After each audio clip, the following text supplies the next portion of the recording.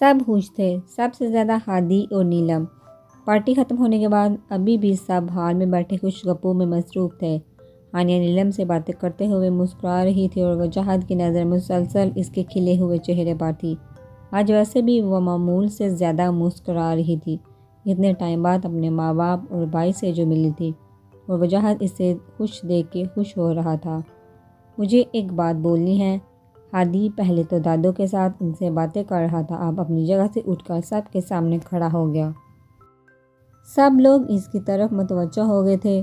फरमाइए, क्या फरमाना है? वैसे भी आज कुछ ज़्यादा ही बोल रहे हो आप। वजाहत हादी को देख के सीधा होकर बैठा। मुझे बस साले साहब का आपका शुक्रिया अदा करना है। हादी ने खुशी से कहा। सभी इसके वजाहत को साले साहब कहने पर मुस्कुरा दिए सवाए वजाहत के। कैसा शुक्रिया? वजाहत अब भी संजीदगी से बोला। मुझे लगा तुम्हें मनाने के लिए लाखों जतन करने पड़ेंगे, कहीं रिक्वेस्ट करनी पड़ेगी, फिर कहीं जाकर तुमको मनाऊंगे, मगर मेरी सोच के बरक्स तुम तो बड़ी आसानी से मान गए। हादी ने खुशी से कहा तो वजाहत धीरे से मुस्कुरा दिया। तुम्हें लगता है मैं इतनी आसानी से मान जाऊंगा? वजाहत ने मुस्कुरा के कहा। इसकी मुस्कुराहट में कुछ ऐसा था कि एक पल को हादी सोच में पड़ गया। मान क्या जाओगे? तुम मान चुके हो और अब और मुझे तुमसे कोई प्रॉमिस नहीं चाहिए। वजाहत के बदलते तेवर देख हादी जट बोल पड़ा। मानता हूँ, मगर शादी तुम्हारी तभी होगी जब तुम मेरी कुछ शराइत मानोगे। वजाहत ने अब के मुद्दे की बात की तो सभी घर वाले पहले तो वजाहत और फिर हादी को देखने लगे।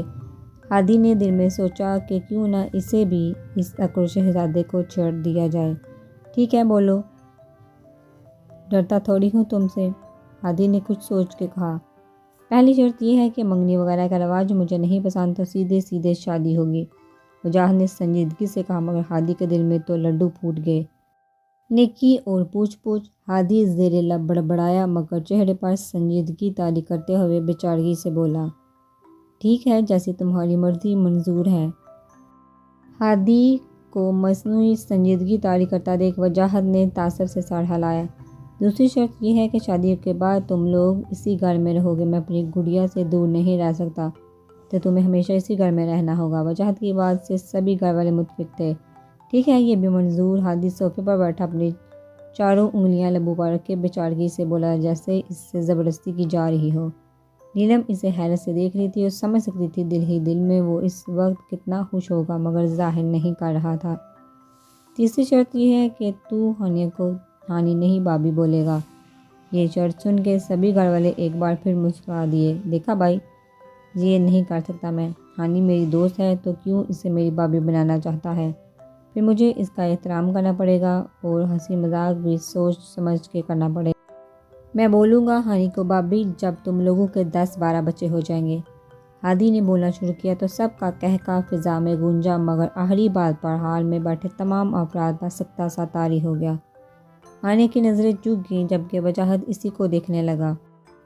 हादी ने सबको नासमझी से देखा क्योंकि उसे कुछ मालूम ना था। दादों ने बात संभालने के लिए बीच में बोल पड़ी। अभी एक बच्ची ने इन दोनों को सताया हुआ है, पहले इसको तो पाल ले ये लोग। दादों ने हूर की तरफ इशारा करके कहा, जो वाकर में बैठी पूरे हाल में घूम रही थी। सब ने एक साथ हूर को देखा तो सब की नज़रें हूर पर पाकर हूर खिलखिला के हंसने लगी। हंसते हुए इसके आगे के दांत दिखने लगे। सभी एक साथ मुस्कुरा दिए इसकी इस अदा पर। चलो जी साले साहब, अगली शर्त बताओ। वजाहत जो फुल हादी को छेड़ने के मूड में था, अब इसका दिल बुरी तरह से खराब हो गया था, क्योंकि बज़ाहिर तो हानिया सबको देख के मुस्कुराई, मगर वजाहत को इसकी हंसी खोखली लगी। आखिरी शर्त यह है कि शादी तक तुम अपने अपार्टमेंट में शिफ्ट हो जाओ। जमशेद अंकल आ जाएं तो तुम इनके साथ वहीं रहोगे। मैं चाहता हूँ मेरी गुड़िया की शादी तमाम रस्म और रवाज के साथ हो। आखिरी बात बोलते हुए वजाहत अपनी जगह से उठा अपने कमरे में जाने के लिए सीढ़ी की तरफ बढ़ गया, जबकि हादी ने एकदम इसका बुरा मूड देखा तो आगे से कुछ बोल ही ना पाया। वजाहत के जाते ही सब एक एक करके अपने अपने कमरों में चले गए। हादी और नीलम यही सोच रहे थे कि अचानक से सबको हुआ क्या। हानिया हूर को इसके कमरे में सुलाकर आई तो देखा वजाहत बैकग्राउंड से टेक लगाए गहरी सोच में बैठा था। क्या हुआ, आपको नींद नहीं आ रही? बज़ाहिर तो वो मुस्कुरा कर बोली, मगर वजाहत ने कमरे में दम रोशनी में भी देख लिया था कि वो रोई थी। नींद नहीं आ रही थी? तुम भी तो मुझे टाइम नहीं देती। वजाहत के शिकायती अंदाज पर हानिया इसके साथ ही बैठ गई। غلط کہہ رہے ہیں آپ جناب، میں آج کل صرف آپ کو ہی ٹائم دے رہی ہوں، ہانیہ نے وجاہت کا ہاتھ تھام کے کہا۔ ہاں وہ تو دکھ ہی رہا ہے، وجاہت نے حور کے کمرے کی طرف دیکھ کے کہا۔ نہیں ایسا بالکل نہیں ہے، بلکہ سچ تو یہ ہے کہ میں اپنی بیٹی کو بالکل توجہ نہیں دے رہی آج کل، ماما ہی دیکھ رہی ہوتی ہیں اسے پورا دن۔ ہاں تو اب ہماری بیٹی کو بھی تو تھوڑا سوچنا چاہیے نا کہ ممی پاپا کو پرائیویسی چاہیے۔ وجاہت نے ہانیہ کا ہاتھ اپنی طرف کھینچا تو ہانیہ جھٹکے سے وجاہت کے قریب ہو گئی۔ بھلا 11.5 ماہ کی بچی سے آپ کو پرائیویسی ایشو کیسے ہو سکتا ہے؟ ہانیہ نے شرارت سے کہا۔ تمہیں پتہ ہے میرا دل کر رہا ہے کہ ہم واپس اسی ٹیرس پر جائیں جہاں سب کچھ اس وقت خوابناک منظر پیش کر رہا ہوگا۔ گلابوں کی مہک، کینڈلز کی مدھم روشنی، تم اور میں، اس سامنے ٹھاٹھے مارتا ہوا سمندر، اس کی ٹھنڈی ہوائیں۔ وجاہت نے سرگوشی نما آواز میں کہا تو ہانیہ بس اسے پیار سے دیکھے گئی۔ مجھے تو ہر وہ جگہ خوبصورت لگتی ہے جہاں آپ میرے ساتھ ہوتے ہیں، ہانیہ نے وجاہت کے چہرے پر ہاتھ پھیرتے ہوئے کہا۔ اب وہ اپنی اس دل کی خواہش کو اپنے تک نہیں رکھتی تھی۔ ویسے میرے منع کرنے کے باوجود تم نے آج لپسٹک لگائی۔ ہانیہ کو دیکھتے ہوئے وجاہت کی نظر جب اس کے ہونٹوں پر گئی تو شکوہ کرنے لگا۔ آپ نے لپسٹک لگانے سے منع کیا تھا تو میں نے نہیں لگائی، یہ تو گلوز ہے۔ مسکراتے ہوئے ہانیہ نے کہا تو وجاہت کو بھی شرارت سوجھی۔ پہلے تو اسے تھوڑا برا لگا تھا مگر اس نے سوچا کہ پارٹی کے بعد پوچھے گا ہانیہ سے، مگر اب جا کر بھی وہ اس سے اور ہرٹ نہیں کرنا چاہتا تھا۔ اچھا یعنی کہ یہ الگ ہے، وجاہت نے شرارتی مسکان لیے کہا۔ ہاں یہ الگ ہے، ہانیہ وجاہت کا ارادہ سمجھ کے بولتے ہوئے وجاہت کی گرفت سے نکل کے واش روم کی طرف بھاگی اور اسے اچانک ہونے والے امر پر صرف وجاہت ہنستا رہ گیا۔ کہاں تک بچوں کی واپس یہی آنا ہے تمہیں؟ ایک آواز لگا کر وجاہت ہنستے ہوئے لیٹ گیا۔ خیریت اس وقت کال کی؟ ہانیہ نے جب موبائل پر پرنس کالنگ دیکھا تو ایک نظر پہلے وال کلاک کو دیکھا جو کہ رات کی 3 بجا رہی تھی، پھر کچھ سوتے ہوئے کال اٹھا لی۔ ہاں وہ مجھے نیند نہیں آ رہی تھی، ہادی کی سنجیدہ آواز پر نیلم جو لیٹی ہوئی تھی اٹھ کے بیٹھ گئی۔ کیا ہوا، پریشان لگ رہے ہیں آپ؟ نیلم کی فکر سے بھرپور آواز سن کر ہادی ایک دم مسکرا دیا۔ اسے ہمیشہ سے اچھا لگتا تھا کہ نیلم بغیر کہے ہی ہمیشہ جان جاتی تھی کہ وہ پریشان ہے۔ یہ خوش اور اب تو اس کی ہمسفر بننے جا رہی تھی۔ ہاں سوچ رہا ہوں کچھ، مگر پریشان نہیں ہوں، بے فکر ہو تو پھر کیا بات ہے؟ نیلم نے پوچھا تو ہادی نے سوچتے ہوئے کہا، میں یہ سوچ رہا تھا کہ میں نے مذاق میں ایسا کیا کہا تھا کہ سب لوگ جو ہنس رہے تھے ایک دم خاموش ہو گئے تھے۔ ہادی کے بولنے پر نیلم بھی سوچ میں پڑ گئی۔ سچ کہوں تو میں بھی یہی سوچ رہی تھی مگر مجھے تو ایسی کوئی بات نہیں ملی۔ نیلم نے بھی رات میں ہونے والی بات کے بارے میں سوچ کے کہا، خیر چھوڑو اس بات کو، میرے سالس صاحب کو کون سا کیڑا کاٹا ہے کہ میں شادی تک اس گھر میں نہیں رہ سکتا؟ بھلا یہ کیا بات ہوئی؟ اب کہ نیلم ہادی کی بات پر مسکرا دی۔ ہاں تو غلط کیا کہا ہے، برو نے ٹھیک ہی تو کہہ رہے تھے، ساری رسمیں ہوں گی تو آپ اس گھر میں تھوڑی نہ رہ سکتے ہو۔ ارے یہ کیا بات ہوئی، میں تمہیں ہر روپ میں دیکھنا چاہتا ہوں، چاہے تو تاریخ ہو، نکاح ہو، مایوں ہو، مہندی ہو، سب میں۔ جانتی ہوں میں تو یہ سوچ رہا تھا کل کہ تم مایوں کے جوڑے میں کیسی لگو گی، تمہاری گلابی رنگت پر وہ پیلا زرد رنگ کتنا خوبصورت لگے گا، مگر میرے سالس صاحب سے کوئی بیڈ نہیں تمہیں گھونگھٹ ہی نہ کروا دے۔ ارے یار یہ اکرو شہزادہ میرے سارے ارمانوں پر پانی پھیرنے پر تلا ہوا ہے۔ ہادی کی اکتائی ہوئی آواز پر نیلم سے اپنا کہکا روکنا مشکل ہو گیا۔ صبح وجاہت کے موبائل میں الارم بجا تو سب سے پہلے ہانیہ کی آنکھ کھلی۔ مشکل سے ہاتھ بڑھا کر اس نے الارم بند کیا۔ وجاہت ہمیشہ کی طرح سے مضبوطی سے اپنے ہثار میں لیے ہوئے سو رہا تھا۔ کبھی کبھی تو ہانیہ کو تھوڑی چڑ ہوتی تھی، خود تو وجاہت ایک کروٹ ہی سوتا تھا۔ مجبوری میں ہانیہ کو بھی ساری رات ایک ہی کروٹ میں گزارنی پڑتی تھی۔ ابھی وہ وجاہت کو جگاتی اس سے پہلے ہی اسے اپنا گلا بھاری بھاری لگا، وہ متلی سی محسوس ہوئی۔ مگر اگلے ہی پل وہ وجاہت کا ہاتھ زور سے چھڑ کر واش روم کی طرف بھاگی۔ اس کے اس طرح جانے پر وجاہت بھی جاگ گیا اور وہ بھی اس کے پیچھے گیا تو سنک پر جھکی ہوئی تھی۔ وجاہت نے اس کی پیٹھ مسلی اور پھر اس کا منہ دہلایا تو وہ نڈال سے اس کے سینے سے لگ گئی۔ وجاہت اسے سہارا دے کر بیڈ تک لایا اور اسے پانی پکڑایا، مگر ایک گھونٹ پی کر ہی وہ پھر سے واش روم کی طرف بھاگی۔ یہی سلسلہ تیسری بار ہوا تو اب وجاہت پریشان ہو گیا اور جلدی سے جا کر اپنی مام کو بلانے کے لیے جانے لگا، مگر ہانیہ نے اسے روک دیا کیونکہ اس وقت وہ سو رہی ہوتی ہیں اور ابھی تو صرف صبح کے 6 بجے تھے۔ قریب 5ویں بار وجاہت اسے واش روم سے لے کر آیا تو وہ نڈال سی بیڈ پر ہی گر گئی۔ سنشائن، کیا کھایا تھا تم نے کل؟ وجاہت نے پریشان ہو کر ہانیہ سے پوچھا، جو کہ آنکھیں مندے بیڈ پر لیٹی تھی۔ رات کو بس اسنیک کھائے تھے، کھانے کا من نہیں تھا۔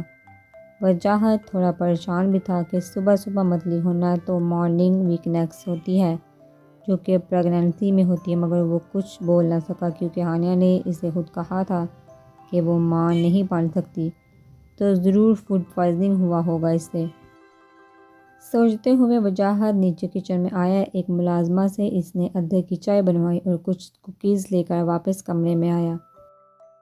ہانیہ کو بہت مشکل سے اس نے 2 کوکیز کھلائے اور چائے پلائی، جسے اس نے بہت ہی آڑے ٹیڑھے منہ بنا کر پی لیا۔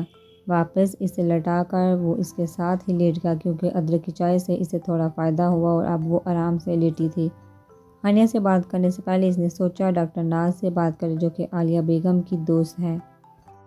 ویسے تو ان کا ایک پرائیویٹ کلینک ہے، مگر وہ شہر کی جانی مانی گائنیکالوجسٹ ہیں، مگر ابھی صبح کے وقت اسے انہیں کال کرنا اچھا نہیں لگا۔ ہانیہ کے بالوں میں انگلی چلاتے ہوئے اس نے دیکھا تو ہانیہ پھر سے نیند کی وادیوں میں کھو گئی تھی۔ حور کے جاگنے پر بھی وجاہت نے ہانیہ کو نہیں اٹھایا، وہ خود بھی حور کو سنبھال لیتا تھا۔ ہو سکتا ہے یہ سب میرا وہم ہو، رات میں صرف اسنیک کھائے تھے تو ہو سکتا ہے کہ فوڈ پوائزننگ ہو۔ وجاہت حور کے لیے یہی سوچ رہا تھا، مگر حور نے اس کی سوچوں سے نکال دیا تو وجاہت اسی کے ساتھ مصروف ہو گیا۔ نیلم، ذرا حور کو تیار کر دو۔ نیلم اپنے کمرے سے نکلی ہی تھی کہ وجاہت نے اس سے مخاطب کیا، وہ اس سے ہی لینے جا رہا تھا۔ کیوں نہیں بھائی، کہاں ہے حور؟ نیلم مسکراتے ہوئے وجاہت کے پاس آئی، کمرے میں ہی ہے، بس دیکھنا وہ شور نہ کرے، ہانیہ کی طبیعت ٹھیک نہیں ہے۔ وجاہت کے کہنے کی دیر تھی کہ نیلم ہانیہ کے بارے میں سن کے پریشان ہو گئی۔ کیا ہوا بھابھی کو؟ کچھ نہیں، کل تھکن ہو گئی تھی شاید، اسی لیے طبیعت بگڑ گئی۔ وجاہت نے نیلم کو تسلی دی۔ ہاں تو منع بھی کیا تھا کہ ساری سجاوٹ خود نہ کرے، ملازموں سے کروا لیں، مگر انہوں نے سنا ہی نہیں۔ نیلم کے کہنے پر وجاہت نے اسے چونک کر دیکھا۔ کیا مطلب ہے؟ کل وہاں ٹیرس کی ساری سجاوٹ ہانیہ نے خود کی تھی؟ یس برو، اور کیا کمال کی ڈیکوریشن کی تھی بھابھی نے ٹیرس پر۔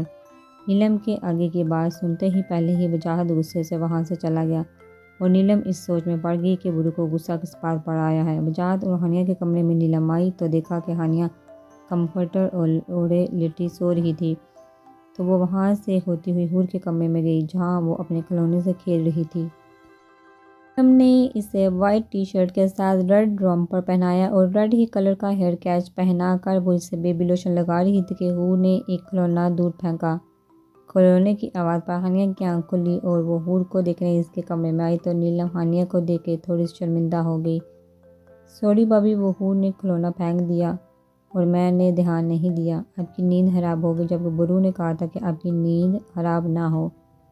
ہانیہ نیلم اور حور کو دیکھ کے مسکرا دی۔ نہیں، ایسی کوئی بات نہیں ہے، اچھا ہوا آنکھ کھل گئی ورنہ شاید سوتی رہتی۔ نیلم نے حور کو مکمل ریڈی کر کے اس کا ہاتھ تھام کر اسے کھڑا کیا۔